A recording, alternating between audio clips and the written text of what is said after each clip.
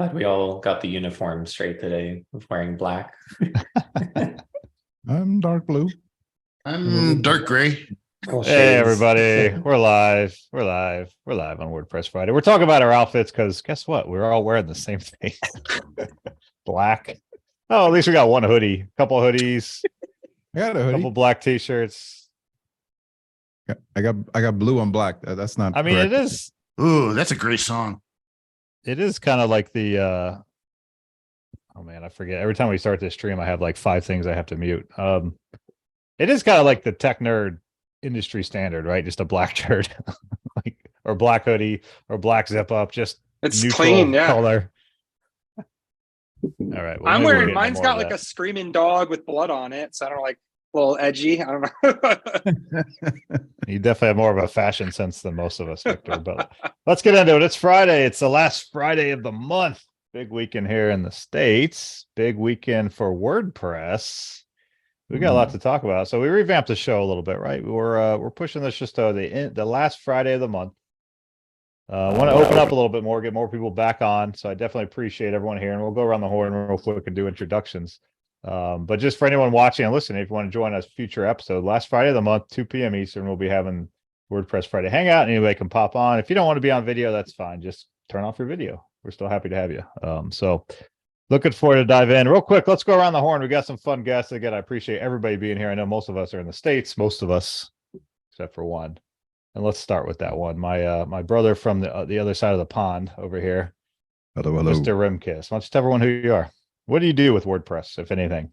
My name is Remkes de Vries, and I like to build fast sites. And if I don't build fast sites, I like to make sites fast that weren't built fast. So, but yeah, I there's a lot of stuff I do with WordPress: newsletters, podcasts, whatever. Been around for a while too. I put the call out for the OGs. Mm. People that have been at WordPress for a while. Got a few of them on this. I've been part of the community since 2006. I've been using it since 2005. 2005. That is old. So WordPress was officially released, what, May 27th, 2003. So you're right around the 2-year mark, somewhere around there, which is very early. The early version, but discarded it. And then about a year later, that I actually started using it. Awesome. All right, Scott, what do you do? Who are you? What do you do with WordPress? Who am I? Who are you? How'd you get this link? I know. Twitter? Is that we're still going on Twitter? I'm a product manager at Pantheon Platform. In a former life, I was a WordPress freelancer. Built a site with a client from $0 in ARR with WooCommerce subscriptions all the way up to $6 million in ARR. So definitely been around the ringer with WordPress and WooCommerce. So happy to be here. Yeah, and we were just hanging out in well, not too long ago. I guess it was a little bit now, out in Phoenix. When was that? February? That was beginning. It was like a year ago. April. April. It was last month. Okay. Yeah. End of March, somewhere around there. I definitely got my calendars in sync. So, but that was fun being back with the community at an event, a local event, not a US or WordCamp Europe, but a city event. It was kind of fun. That's the first one I'd been to since the lockdown. So yeah, cool to see everybody again and get back out there. WordCamp Phoenix, great organizing team, great event. It's one of the best in the area, especially. Oh, he's top notch, and the food out there. The food is just ridiculous. So if you like tacos, it's a good place to be. But don't call it a comeback. He's been here for years. Maybe one of the original WordPress podcasters, definitely back early old school days. In fact, the first podcast Jeffro and I were on, Web Dev Studios didn't even exist yet. So just to date it a little bit. The old school is actually Charles Strickland, because he did him and that was the Malcolm first one. Peralty did the WordPress community podcast. That was like the OG original one. And you fired up WordPress Weekly on the WP Tavern, and that was, I think, the first episode was early 2008. I founded Web Dev Studios in April of 2008, so a few months later. But kind of cool to see where you've been. So, Jeff, who are you? You've been around. Maybe some people don't know you. What do you do? I'm a marketing generalist for Stellar WP, working on all the things, all the products, involved in the WordPress space for so long that Back in the day at our first work camps, where most of us were too young to drink. A lot of us were too young to go into a bar at work camp after parties. I feel like it was a special time because we were all like around the same age, and now that WordPress is turning 20, I feel like we're all growing up together along with WordPress. You know, I look back at so many images from the first couple of work camps I went to, and I'm like, what happened to that guy? I think I ate myself 3 times over, and I'm, you know, I was so young. Older, man. I was so young. I was so. I mean, skinny. 2008. You're talking 15 years ago. You know. Yeah. What? So yeah, I'm glad to be here. Glad to be back with the. And by the way, if anybody is not watching, I got the most hair out of all these gentlemen on the show. I was going to comment that maybe we should hold Jeff down and shave his head so he'll fit in with the rest of us. But You don't know that, Jeff. Oh, man. Oh, okay.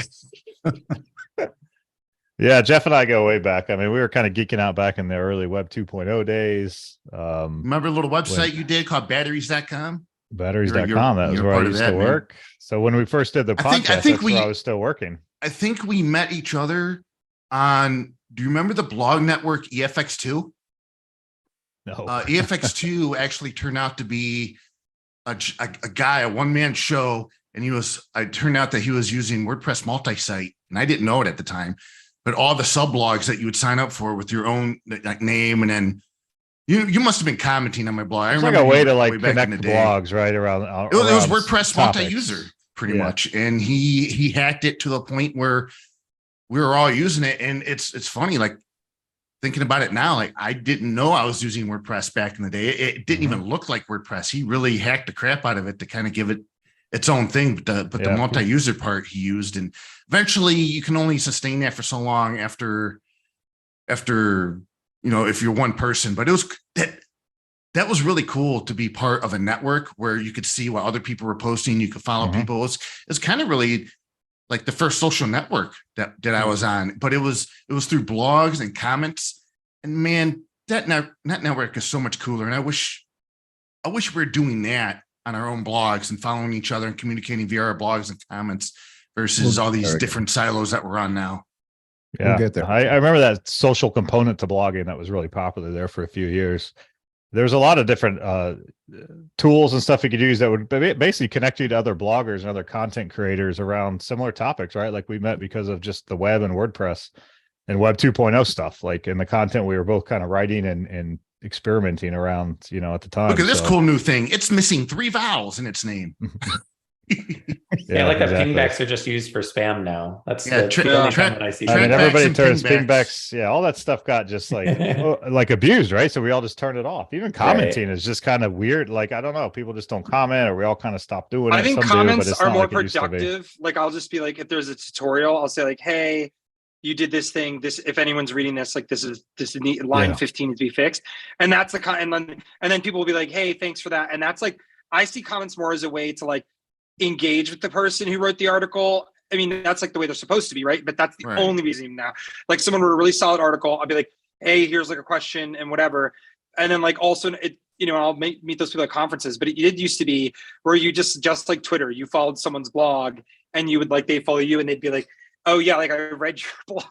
I was thinking about that today. My blogger, I used to be a music blogger, and you know, I was using blogger.com, not WordPress. And I remember other DJs being like, yo, I love that, like your latest posts, like you had all like the good MP3s, but when people used to trade music that way, even now with Spotify, like there's not an easy way to trade playlists anymore, like because you could just send people to your blog and you wouldn't get a DMCA notice. Like I had a blog out where it would just be like 20 MP3s, like these are one Mediafire, these are ones are, what was the Kim.com one?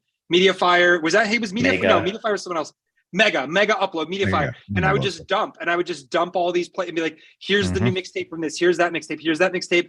You can't do it anymore, right? And like, don't run on Twitter's. It was a Wild West days back then, right? Like, yeah, there was like, the internet was wild. It was crazy. Get away with I think with comments, people just got sick of moderating them. It becomes a time sink, and it just becomes a lot more convenient and easier just to turn the damn things off. Yeah. Well, now the other comments you get are basically how you're an idiot and your thoughts are invalid, and you should stop doing everything you've done in your life. Like, so it's just such a cesspool that everybody turns it off because you don't want to deal with it. I have a few clients that have a lot of comments still, and there's a few niches. still works, but Yeah. in general, it's. I mean, Wall Street Journal, that was like their number one engagement was comments. Like the Wall Street Journal, every article gets thousands of comments. Mhm. And the moderation as a whole, there's a comments team. It's like then they highlight certain comments. The comments became valuable, right? And that's like, I mean, you could argue in like the AI world too, especially those comments, all that discussion around certain topics, you can, use that. That's valuable data now.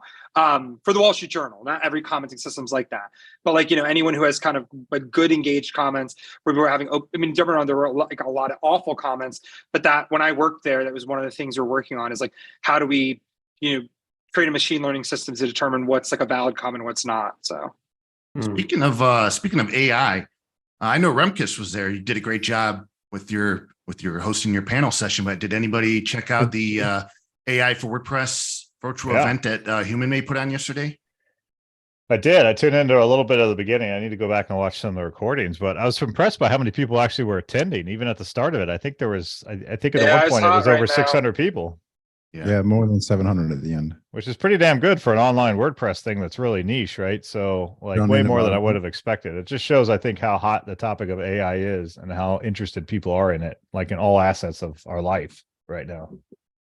Yeah. But I love seeing it. We've talked on this show about like at WordCamp Phoenix, we even talked about like looking at presentations and schedules of WordCamps now. And seeing like Phoenix, there was an AI discussion, there was Web3 and blockchain discussions, there was passkey presentations, there's all this kind of future tech stuff that we've all heard about, we're learning about, we're right in the middle of it. But since WordCamps have been kind of a little bit of a hiatus, mostly like there's been a couple big ones, but we haven't been seeing this stuff in the WordPress space now. But now we are, not only with webinars, but even at WordCamp. So I'm very excited, and I expect that at future camps this year, WordCamp US, probably WordCamp Europe. I'd have to go look at the schedule. Remkes, maybe get some thoughts on that. I would bet we're going to see the same stuff. AI, Web3. What does that mean for WordPress and the web? Well, so we were talking about like now with AI, just like back to I had this tab open. We were talking about like what everyone's background was in WordPress, and I tried to remember when I first used WordPress, and it was when it got custom post types, which made me think was like 10 years ago, 2005. Because I was working on a site with my friend for I was hobby. You couldn't register your own in 05. That was a later release. Yeah. Is that okay? That was the WordPress 3.0 release. When was that? Okay. So yeah, I was like, there's no way to 2005, but that was like, I remember when custom post types came out, like custom post type registration, because now I got to find that out. So I'm like, there's no way 2005. Around 2010 or so, 2009, 2010, somewhere around there. Yeah. Officially introduced in 2.9, but made mature in 3.0, and that one was released in 2010 and 2005. Nice. We switched from just a blog to a small CMS because pages were introduced. So that's probably what they introduced pages. Yeah. So when they introduced that made it like all of a sudden like everything that I worked on, even my own projects, art stuff. And so what's funny now though is for my client work that I do, a lot of the stuff I'm getting now is heavy analytics work where it's integrating like a WordPress website. Like right now I'm integrating like a WordPress integration into like a mobile app for parking companies. And that's like, there's 10 different analytics systems, but it all started with WordPress because WordPress was the first system that had strict or like types you couldn't work with. Like just like, hey, like there's not a lot of room here. Like there's like a post, there's a page, a custom, and your custom post type has to be part of a post or a page. And for me, I liked that because it meant that nothing get messed up. But now with AI, I have a lot of clients that are like, hey, how are we getting this AI thing? And it's a very easy sell because I trash page builders every chance I get in meetings. No offense to anyone like in this room, but in data science, page builders are a menace because you need structured data. And with AI, the best way to train, and I don't know if they talked about this at the AI talk, because a lot of people don't talk about the actual how to build the LLMs. When you're chunking the data, right, which is like part of like if you're dissecting a constitution, chunking the data, if something has a REST API structure, it's so easy to chunk. And so I'm working with a client right now. We're using Lifter LMS. We're putting all their content data in there, and we're using LangChain with Python to train our own LLM. And we could only, and then they were like, wait, so if we use any other like React this, I'm like, if we use any other data structure, I can't guarantee how we're going to train our model. I can't, this, that. And it made WordPress so easy. And I think there's like, so for me having like knowing that like I started with types, that's when I got into WordPress. I think WordPress is going to be the future of AI because AI is really about good content, right? Like it's about like valuable content, not feeding it garbage, training the model, right? And that's why if you ask the AI about anything that's not white guy internet, it doesn't know. Like if you're like, hey, how do I make sopapillas? How do I make pozole? It doesn't know that, and that's fine. But the future is like these like really big LLMs that you design yourself. And it's so interesting. I think WordPress is going to take off. Like that in the last couple of weeks of the talks I've been having with certain clients, people I work with, and knowing what we did at the journal where we built APIs, it's going to be huge. I think it's pretty clear, Scott. Go ahead, Scott. Victor didn't have a chance to introduce himself too. I think we skipped out of the intros. Who are you, Victor? What are you even doing here? I'm just kidding. Victor Ramirez. The way I got into WordPress, like 10 years, like maybe 12 years ago, I walked into Steve Bruner's meetup and I was like, I have a bar that I work at, and I was like, I need to fix my WordPress. I got volunteered, and then the rest was history. Like just met a lot of people in WordPress. And 6 years ago, the Wall Street Journal. This was luck. And I think a lot of people have to, state when they're lucky. I was the only person working in WordPress that lived in New York City that could commute to the office or was willing to commute 5 days a week. I wasn't the best at WordPress. I wasn't the smartest. During the whiteboard, I knew WordPress, but when we were doing like, the advanced function coding APIs, I was like, I'd done a code boot camp. I knew a little bit. And then, I went to the Wall Street Journal, and like, certain people didn't know what they were doing. I don't want to speak ill of anyone, but people. And then like I brought in Brad, and I brought in people who like wanted to collaborate and teach each other. And that was the thing. Like that's why I reached out and even changed the culture at the journal, where the culture before was like, what vendor are we going to choose? Okay, who bought us cigars? Not not that, but like who gives us a sweet deal, whatever. And I said, guys, no. Who's contributing to WordPress? Who's involved in the community? Who donates back so that we know the cycle exists? All this, and change the culture there. And so from there, from the journal, I then got recruited to the Knot to do their analytics, but build that same kind of culture. And then now I'm at Sotheby's, and I'm doing big data architecture. So like it's like things like taking, we have data that's coming from Sotheby's has been around since 1744. We are digitizing books from those times in Paris, and then that data is being modeled against our modern data, and I get to be part of that, and it's pretty cool. But also it's crazy how it all ties back in, because I do freelance WordPress. I've worked with like some big clients, and everything I learned from the enterprise I bring back small. So yeah, so that's me. Done a few things around WordPress. Yeah. Well, it is a big WordPress birthday, right? 20 years tomorrow. WordPress officially turns 20, right? 20 years ago tomorrow. It was released May 27, 2003. I think back to that time and what I was doing in my life. And I'm pretty sure I was in Iraq, getting ready to get on a plane to come home, thankfully. But it was right at the end of May. So it's always interesting, especially when there's these big milestones. I think it always is.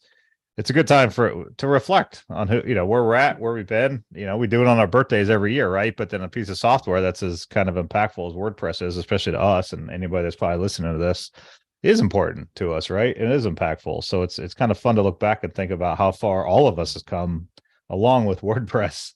I started my company WebDev 15 years ago, and to that point of WordPress being a CMS or a blog and custom post types, like, we were using WordPress at the time, but it was very much a blogging platform, and we were trying to bend and contort it. And it was just doing it in weird ways to make it a CMS, right? Like we built a website for a car dealership. And this is before custom post types. And we had, inventory inside of WordPress, and everything was done as a post, right? And if you click the car category, then the templates knew what to do and said, oh, this is a car. We're going to display some things differently. We're going to show it differently. And it sounds so hacky, but that's what we had to do back then, right? And then when custom post types, custom taxonomies came out, it really changed the game and made WordPress into a full-fledged CMS at that point, where you could really, the sky's the limit, right? So, I can't think of another. I can't think of another open source software that like has been, the 20 years kind of hitting me, because FileMaker, I don't know if anyone would ever play with anything else, but Dreamweaver, FileMaker, not that those are, WordPress builds a CMS, but I remember people used to say to me when I started in WordPress, we can use WordPress, but just make it not look like WordPress. That's what they'd always say. Can it not look like WordPress? And I was like, WordPress doesn't look like anything. It's just rendered HTML. And they go, you know what I said. And I'm like, all right. Like, it's like, and it's just, and the same thing. And then I remember tying a WordPress website to FileMaker for that reason. We used FileMaker with custom PHP, it was an intranet site, right? And like that was like, and again, like all these softwares that were out there were trying to solve CMS problems. I can't even Drupal. How long has Drupal been around? Like, I can't think of another system. Drupal's been around a while too. I don't know if it's 20 Right. years. I want to say it's pretty close. Joomla doesn't count because it was forked from Mambo. So Joomla has been around for longer than 20 years because I moved from Joomla to WordPress because that was already existing. And Drupal was released in January 2001, so it's actually a couple years older than WordPress as well. Okay. Interesting. You look at WordPress, it's so dominant, you just assume that it's the oldest, right? It's been around the longest, but it's not. Well, especially the way everyone comments, even today. It's so someone asked the question, hey, WordPress people, forms or email, and the guy, I forget the guy's, he's an Italian guy, I think. And someone commented and I was like, wait, is that sarcasm? He's like, people still use WordPress ? And I thought it was like someone in the WordPress community shit posting, like having, because I do that sometimes. I'm like, oh, you use WordPress? Like I'll joke with people and they're like, but I thought it was that. And someone genuinely said that. And I was like, that, because WordPress sounds like old people. So I tell people, people in their 20s, like, wait, so that's like your main thing? I'm like, I do big data, but in the end, it goes back to WordPress because sometimes I hate other systems because they go too far out. And WordPress is like, it's like old reliable. To me, it is like a Toyota Camry, right? Like it just, lasts 20 years, put 500,000 miles on it or whatever like that, and that's like, you can still, then they still make NASCAR vehicles out of it. Like there's Toyota Camrys that are NASCAR, like as the start. So the death of WordPress and the death of PHP has been talked about for the past 10 plus years, right? Like I've been hearing PHP's dying since 2005. Right. Yeah, they forgot to say it was a specific version that was dying. I think in the end of the day, it's PHP is still delivering value. WordPress is still delivering value. And yes, there's all these other frameworks that you could be trying out. There's all these other CMSs that you could be trying out. But in the end of the day, WordPress is delivering value for customers. And that's really where it matters. And that's, I think with even some of the other technologies that are coming out now, it's always curious to think, yes, it's cool and that's possible, but is it actually something that is delivering value for customers and end users in the end of the day, right? So I've even been curious for AI. I'm not a naysayer for it, but I've seen a lot more talks about what's possible with it, what you can do, as opposed to even getting proof points and case studies to say, here's the impact of implementing AI, especially in the WordPress space, right? Like I think there's a lot of room to show what the outcome is rather than just, hey, we put some keywords on, or some nice buzzwords onto the site and see, and that's what I was asking. Yeah, because it. we're doing the soccer company, that's what I was asking if Human Made had any, because I'm going to have, like in the next month, we're going to have a case study where we ingested the full course. We took their entire, like their 30 hours of YouTube, videos. We took all of their Slack conversations. So it's a football company, European football. I don't want to say soccer here because I know there's some people on the call who, and so, and also I don't want to embarrass myself on the global stage. And so definitely soccer. I work with a football company. And so this football company, they have European coaches mentor these coaches, mentor, like, let's say a coach from Rutgers, right? That wants to level up the program. And so what we identified was, hey, wouldn't it be great? Because like, that's what everyone's saying about, YouTube, like, hey, now there's actually like a chat GPT plugin, but like, I think it uses a certain amount of credits that you could say, hey, in this YouTube channel, find me where they talk about, and you could put a keyword, right? So that's very difficult because it's a lot of these use cases are not specific. This is the first time I was like, this is actually great because now we can use GPT with our own LLM that we're training. And again, the LMS is in WordPress. It feeds we're getting Slack into like a central data warehouse and bringing that data and bringing that in to model it in BigQuery. But it's like it's a simple thing. We're in the chat and we're calling it the working titles footbot, where we could say like, hey, I have a player who has a left knee injury. Our normal routine is, 5 this, 6 that, 10 that, modify the routine, it gives it back. And then the idea is that since the WordPress website is being updated in real time, all of that's being updated in real time, our LLM will be updated in real time. And so that's the first case. And again, in this instance, it's not really a WordPress project. WordPress is just the LMS, the CMS, and that one REST API, right? That's all going to a central data warehouse. And then like, we have a Slack, they have a metaverse. And so that's like, I think a lot of stuff like the project they're talking about, like you're saying, these nice to have things in like AI, it's very difficult to find a use case. I got very lucky, and I don't know for the Wall Street Journal, if they had me, we'd have to go through 50 lawyers just to figure out what we could do. I think we had a client say something to me the other day that really stood out, and I've been thinking about it. And they're looking to roll out a multi-site network globally, and it's to get a lot of their, their international sites under one umbrella and have some standards and branding guidelines and all that good stuff. And they said, their main site is not on WordPress. So we asked, why is it WordPress? They said, really, WordPress is just a global language because it is so widely adopted globally that it's the less friction to get new people onboarded. And most people understand WordPress at some capacity at this point. So it really stuck with me because I'm like, this is a client that's not, they weren't a technical, developer or somebody that's just, or someone like us just geeks out on a piece of software. It was a very, very factual and very kind of profound statement. And I was like, it is a global language. You're right. And that's, it powers 43% of the web, which I don't think even that number doesn't resonate with us in terms of how big that is, because we keep here, it was 30, 35, 40, just look at the massive number, but it's like hearing stuff like that kind of helps put it in perspective how global and widely adopted WordPress really is. I'll say to clients, throw a rock in Brooklyn and you'll find someone who knows how to use your CMS. Like that's like, cause it's like, there's always an editor, someone in a coffee shop and a bagel shop and a pizza joint. Yep. Yeah. It's like working at Pantheon. I've seen a lot of times where I'll meet either an agency or even folks within the company that are just so proficient with WordPress. And I had never heard of them before, right? Like I was like, I've never seen you at a WordPress meetup. I've never seen you at a WordCamp. I've never seen you show up in, Make WordPress or like anything related to WordPress. And yet they can be some of the best developers in WordPress. And it really goes to show how largely expansive the community is, right? And the developer base, that all these people that, we see on a regular basis and are able to actually view their contributions, that's just a small percentage of all of the developers in the WordPress space. And it is true that, it's pretty easy to get a WordPress developer, whereas some other platforms you might not be able to get one so easily. Have you tried to hire a highly skilled Java developer recently? Cobalt. Ada. Well, let's put some of these numbers in perspective. So what WordPress VIP put out an interesting post a couple days ago. Put it here in the chat.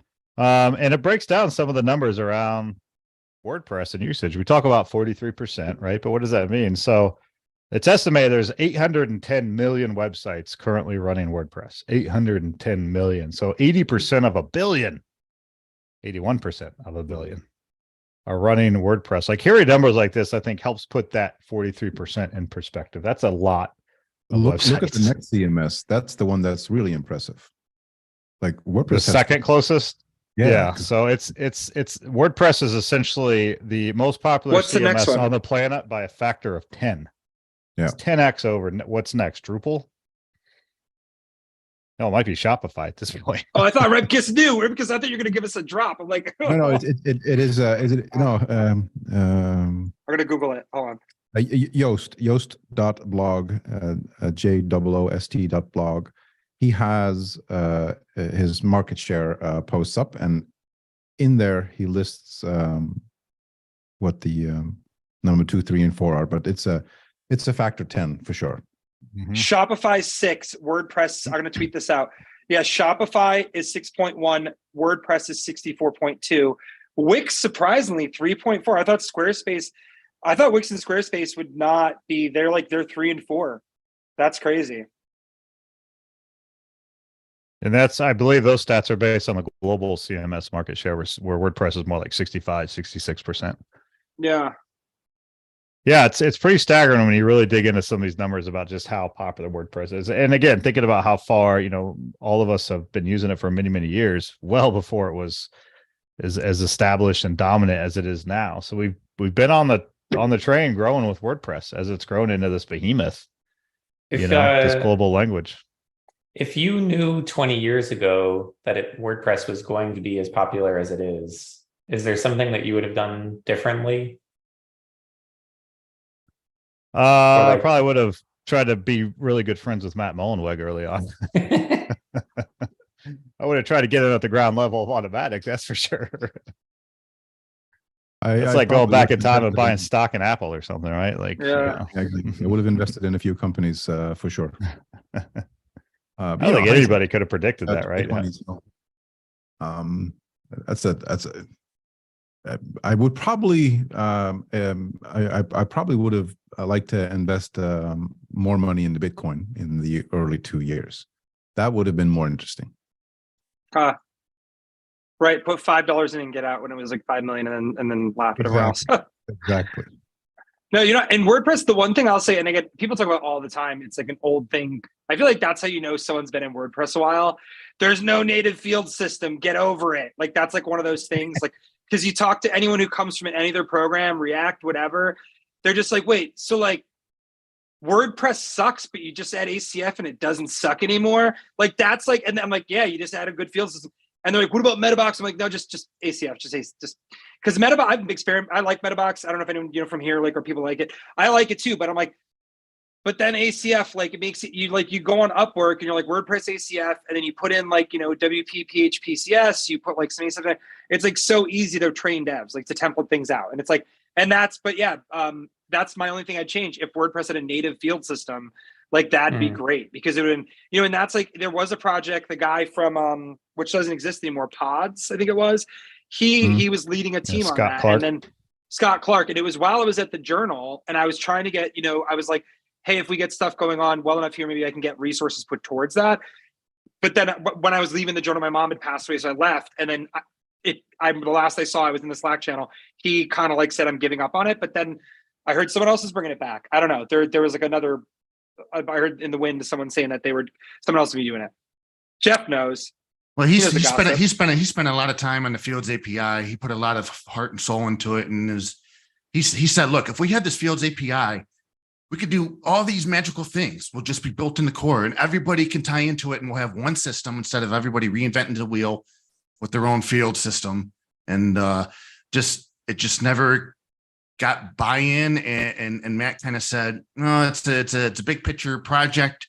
Maybe we can fit it in here or there somewhere. Okay, maybe that's where, yeah. And then he just said, okay, look, my time is better spent elsewhere. I'm going to work on pods. I'm going to work on and continue to put my efforts into something I have control over. And if this ever becomes a reality, he'll be super stoked. But until then, it's just pods. I think that's why I think that project was one of the reasons, like, I've never met Matt Mullenweg. In his leadership and the way he leads things, I don't care for it, because Gutenberg is a WordPress.com project. I like Gutenberg and I'm good at it, and we sell it well. And, Brad can tell you, like, I know how it works conceptually. I know how to, in a room, get product managers to understand it. Like, I'm smart with it. Right. And even if I were the product manager, or I was like a CTO, and, sometimes I have a CTO, like, I would say, let's invest in the field system, cause like that. And it's like, it's also, you literally could just clone ACF, you know what I mean? Just throw it in there. And it's like, it's such an easy thing to do. And it's so silly to me that we don't have it, because I can't think of a single website that doesn't have ACF. And that's what I mean. Like, one person, that is one thing that kind of stinks about WordPress. One person can make a decision, and that can like make or break it. And that is discouraging when you contribute to a project heart and soul. And that's the confusing thing with WordPress. You'll have like a group of like 10 people in a particular zone cheering you on, rooting you on, and they might get you sponsors from GoDaddy, WP Engine. And if that initiative doesn't get the buy-in from Automatic, then GoDaddy and WP Engine are like, ooh, I don't know, they cool off, and then you lose that money, and that initiative dies on the vine, right? Even that initiative might have been the right initiative. And that's very frustrating. It's not as democratic as it could be. And so I don't know, that's the way I see it. And, that's tough. That's exactly These are tough problems. These are tough problems to solve, right? So yeah. I mean, I'm not saying they're easy. Play devil's advocate a bit. I would say, well, there's a lot of really tried and true solutions out there, right? That work great, and everybody loves them. ACF, CMB2, if you like that. There's others, so there's options. So it's not like it doesn't exist, right? I would wonder, is it something that's necessary? I'm personally, I think a notification center or something to deal with all these damn notices would be way higher on the list. That's the second. That's the same thing. Oh. I mean, just shit like that. Things that affect every user. The notifications API can't come soon enough. I mean, it's out of control, right? And I know there But again, there even was an if internal they- team working on it, and I don't know what's happened to it, but it's, you know, it hasn't really. Well, because look, if you have a primary violator, you have the chicken, you have like the hawk running the hen house, right? Like that's it. Like let's be real. Jetpack is one of the biggest perpetrators of notification spam. And so if they have a marketing team or a CMO, I don't have the numbers, but listen, I work in analytics, and I can tell you if there's someone sitting there looking at the numbers and going, yeah, these 6,000 niche losers on Twitter, like, you know, those guys like that work in WordPress, let's get a real job. I'm saying market, like I'm talking like tech speak. They're going to WordPress. Who even uses WordPress? They're going to say that like, you're going to mess up my numbers. I get great revenue and we sell Jetpack from there. So Automatic would almost have to admit and look at their own numbers. And if they're not good, make a stand and go, we too will not advertise, even though we're going to lose $5 million a quarter. So, I mean, there's math behind it. My one of my tweets that got quite a few likes was my me sharing the filter you can use to disable the notifications from Jetpack. People really don't like it. I don't like it. I turn it off for every single client that insists that Jetpack still needs to be there. But yeah, I think in terms of putting on a product manager hat for the notifications API, you know, no one leaves WordPress because of the notifications that show up in their WordPress admin, right? And so, you know, there are other competing efforts or competing concerns of why someone would move over to Squarespace or Wix or any of these other platforms. And generally, yeah, I mean, we all log in and we all see that long screen. But in terms of someone saying, dang, I'm moving elsewhere, you know, that doesn't really happen. And that's why I think those efforts don't go as far, because that's what 6,000 people mad on Twitter. But the one thing for us is like we use like a starter for every website. That when I work in websites, right? And in that starter for every plugin we have, Yoast, Gravity Forms, like every single one, we know where and when they bring out a new, we're actually doing, because we were talking about this last time, Brad. We do visual regression testing now in the admin. And so we run a bunch of tests to like add a form, add this.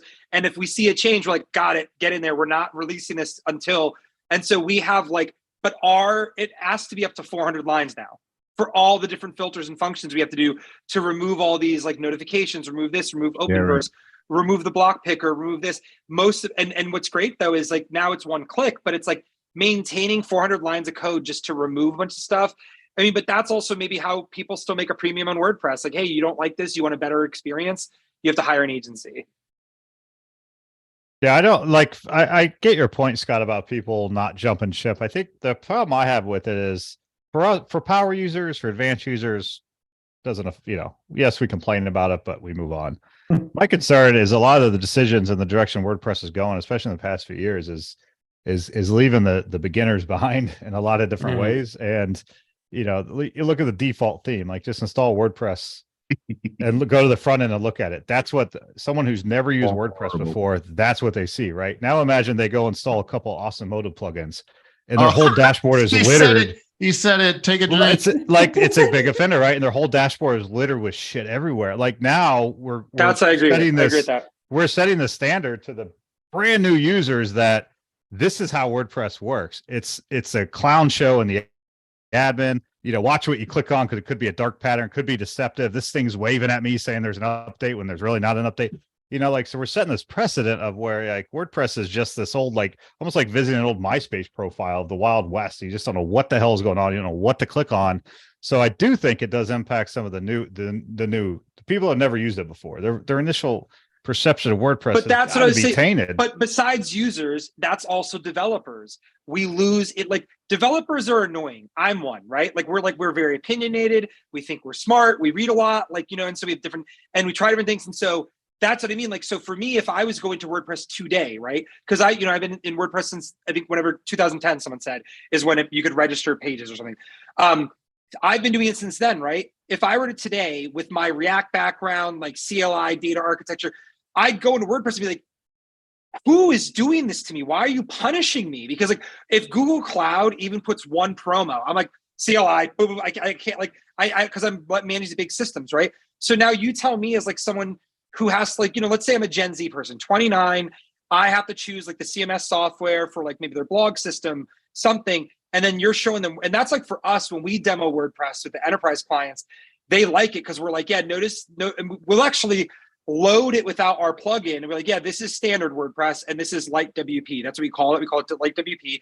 We flip the switch and they see it, they're like, oh wow, like what? Yeah, we remove all this for that reason, and we're literally demoing against WordPress. And so I think like someone that joined, like a developer, I'll have developers, they'll come to me and say, why is it so awful? And that's what I was saying to Brad, if you learn React, if you learn anything, you need input systems, right? And so a field system to a developer, it seems odd that I need to add one and then I need to pay $100 a year for a decent one, right? And that's the price thing that with Brad, but that's where I agree with Brad. Like, think about this now: a brand new developer, they're scared of AI. Should I even learn WordPress? Am I going to make money? Let me log in. Oh, there's a million things. Oh, and there is an update button, but it's from the WordPress community and it looks like they're actually contribute. So I'm going to hit the update button. Boom, my site exploded and turned into an awesome emotive birthday cake. I don't know, right? And so like, and that's like, Take another and I'm drink. just, no, but what I'm saying is like, now think That means you like, got 10% off if you act now, but you better hurry because Who's- it's about to expire. I do like cake though. I do like cake. but and that's like, I think Dave, was it Dave? I forgot his last name. I'm annoying, From the but floor- imagine if I was non-dismissible. But the And floor, some but of the these Florida notices meetup- are because they're not, even if you don't follow the proper code, like you got to follow the proper coding to get the notices to disappear. Most people don't care about that. They want their notice to stay up there, right? So they don't Yeah. even add the proper div. So there's a close button. Well, the Miami WordCamp, like I think the last WordCamp before the pandemic, I went to the Miami one, and I think it was David. So David, I think someone had their kids talk about WordPress, right? It was David And it's Bissett. like David Bissett. Bissett, right? Yeah, and it was like great, and it was really cool. But it's like, man, whenever I have, because if you guys, the rest of you on the call don't know, I mentor people who were like in 2016, they were in rising juniors and seniors, and they're still now my mentees, and they're all graduating college. And they're coming to me and they're like, dude, I know you say WordPress makes you money, but it is so bad. And I'm like, listen, here's this plugin, you got to remove that. Here's this, you got to remove that. And they're like, and it's almost like I'm trying to sell them on what I make big money with. And it's embarrassing a little bit. That's it. And I'm with Brad on that. It's like, it's a turnoff. The first install is not a joyful experience. Is it kind of like crack? Wait, what? You get addicted to it? Yeah. Well, Where are you going with this, Remkus? Where we go with this? People allegedly, I don't know this firsthand, but it sort of like sounds like there's an addiction. You're using it, and whatever the addiction is, you're always explaining why other people should also be using it. So, Oh, you have to justify. Yeah, no, and that's like, and I'm saying, yeah, it's like one of those things where like I have to constantly justify the existence of WordPress, right? And like why we're using it. And then I think not Brad, I was talking to another bald guy, Steve Bruner, and he and I were kvetching about, because like we were kvetching about You have a type, don't you, Victor? yeah, the type WP Engine. Because WP Engine, we're like, WP Engine, we give you all our customers. And Pantheon, shout out to you guys, you don't do this. They make us, and that's actually, I move a lot of my clients to Pantheon for that reason. Where they're enterprise, I'm like, we're not messing with anyone else, Pantheon, because it has like a clear config, it has like all that. Because WP Engine's like, hey, you don't need to update anymore. Here's Smart Plugin Manager. And then send dozens of emails. And so I'm fighting WP Engine. I'm fighting WordPress.com. I'm fighting the WordPress community to get my client to enjoy WordPress. And that's like, it's a constant battle. I will say that I think I have the unpopular opinion that if a mom and pop shop is looking to build a website, they shouldn't use WordPress. I know that's like I'm a the same. spicy I actually agree. take. Yeah. And I You had the that's popular why opinion. I don't know as a community if that's still like a spicy take, right? Because I feel like we're still trying to cater to folks who maybe should just be using Wix, Squarespace, any of the other smaller, or not smaller, any of the other folks that have these platforms where you can just go in and press some buttons and you have a website. But Victor, I definitely hadn't considered the effects of all of these banners, not just showing up for admins and developers that are very familiar with WordPress, but then all these other people that are, at the enterprise level, but still not as familiar with WordPress itself. So it is, it's a rough experience in the admin.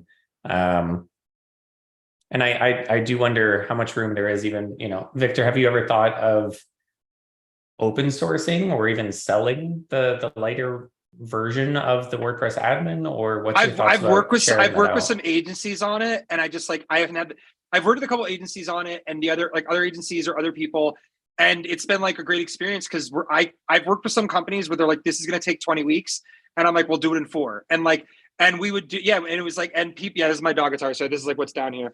He's like, that's what, he doesn't want to be up, like I was holding him, but so no, it's like we got sidebar me because the Pantheon is like one of the reasons that sometimes we do turn around quickly, but it's doing that kind of stuff, like saying, hey, why are we talking about, like, I'll be in another agency's meeting, right?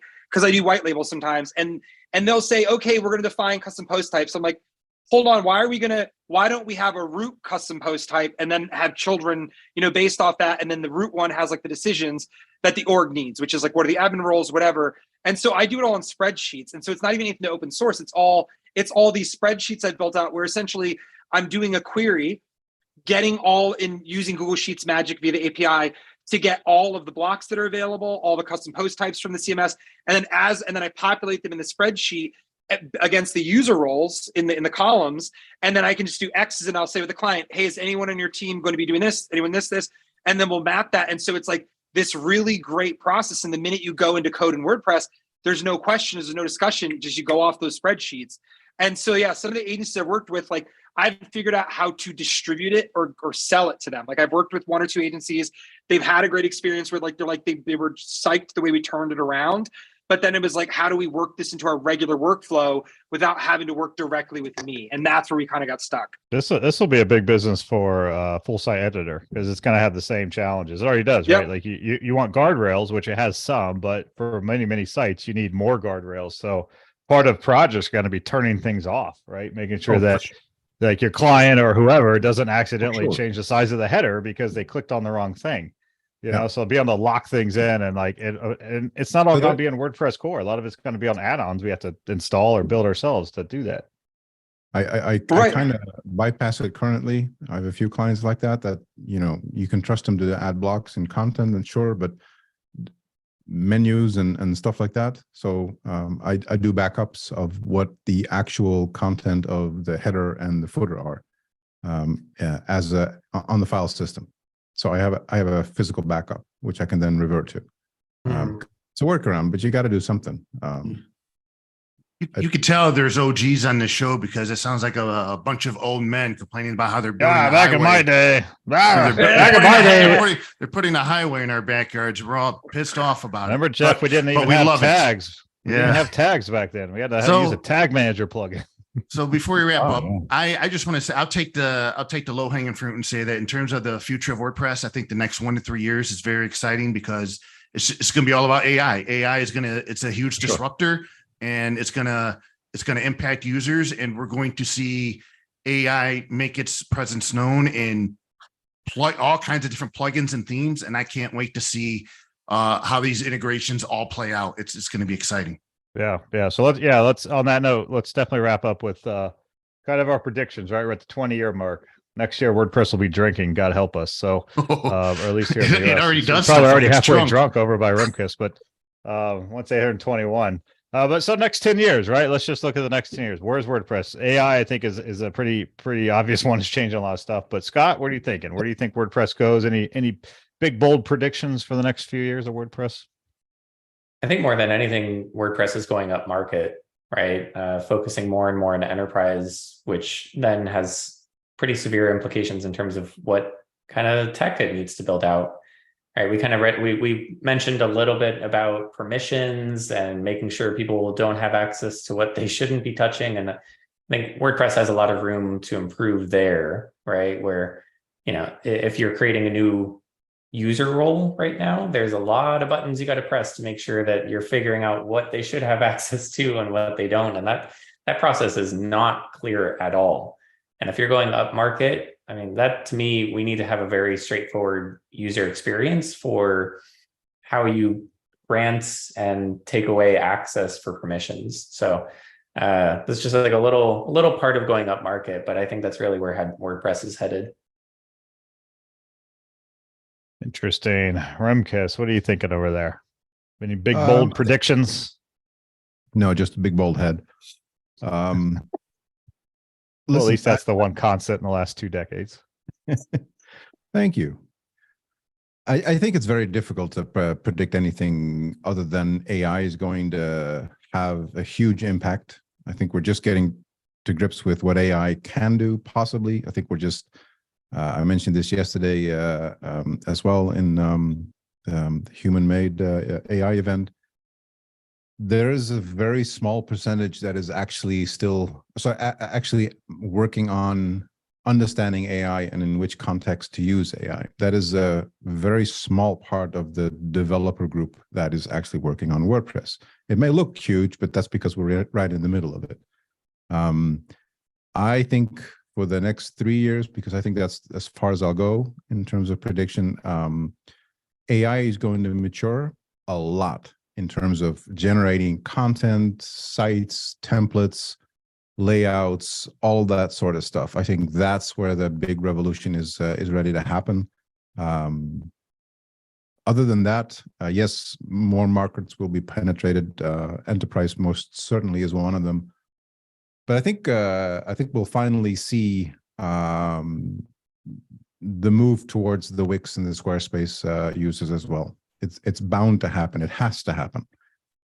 We can't let them just do the 2023 theme and then think that's okay. It's not in any way, shape, or form. So that's as close as to a prediction as I possibly can force myself. That's a good one. What do you think, Victor?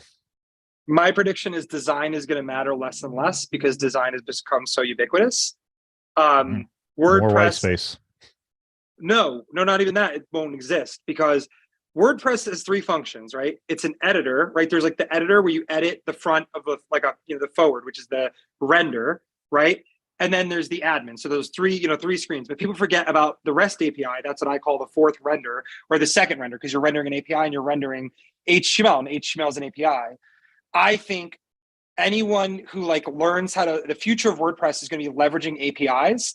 The way same we were 10 years ago when the REST API came out, ingesting and then redistributing APIs. That was a big thing. Like you used to be able to pull the Twitter API and post tweets and republish things, right?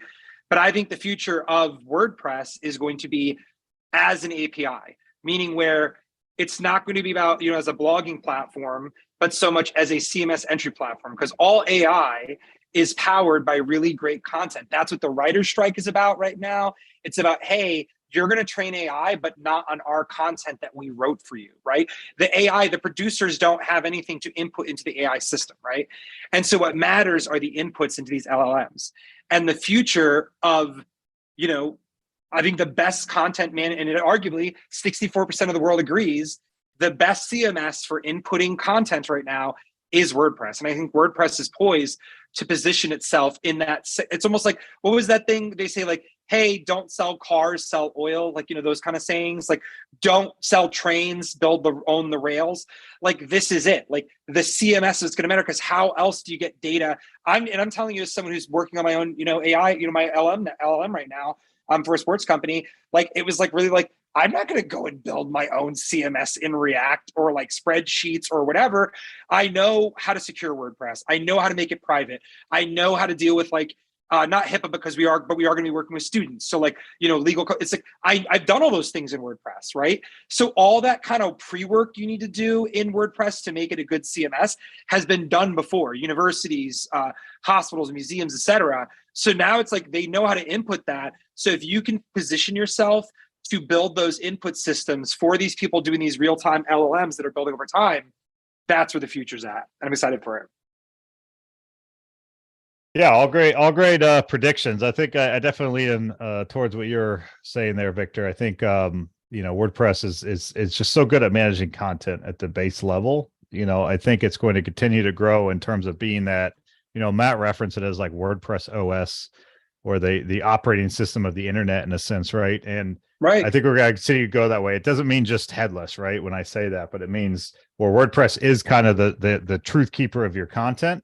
And everything else revolves around how it's got to push and pull that content to other places, right? Whether it's social or other apps or whatever. I think we're going to continue to see it head in that direction, as well as the other end of the spectrum, which is the Wix stuff too, unfortunately. But, we're trying to be the Swiss Army knife of a CMS that works for everybody. Whether we agree or not, it's clearly the goal. internet domination. So all great predictions. I think we can all agree that WordPress, even with some of the gripes that we might have, it is a pretty amazing platform. And to see how it's grown, especially since the start, let alone the past 5 or 10 years, I don't think anybody could have predicted the size that it's at now. So who knows what the hell is going to happen in the next 5 or 10 years, We're going to cross that 50% mark? Maybe. Possible. But I know one thing, we'll be here to watch and be along for the ride, won't we? So with that, we'll wrap it up. We'll be back next month, June 30th, the last Friday of the month, 2 p.m. Eastern for the WordPress Friday Hangout. Again, hop on. You don't have to be on video. Just come on and hang out. We'll send you invites. Just DM us. We'll promote it when it gets a little bit closer. But this is great. I appreciate everybody joining. So go out and make sure you sing a little happy birthday to your favorite CMS software platform tomorrow on WordPress's official birthday. And then at that moment will be the pinnacle of how nerdy you can actually get, is singing happy birthday. I'm here for To your WordPress. And I did it when it turned 20 or 10, and I'll do it again now it's turning 20. On Instagram, it didn't happen. As soon as you get done singing happy birthday, you'll get a DMCA takedown notice. For what? A happy birthday or the WordPress part of it? Happy birthday. Yes. Probably. Just yes. All right. With that, from Victor and everybody else, we really appreciate you joining us today. If you're in the US, have a really fun and safe holiday weekend. In the Netherlands, too, it sounds like a holiday as well. So be safe out there, and we'll catch you next month on the WordPress Friday.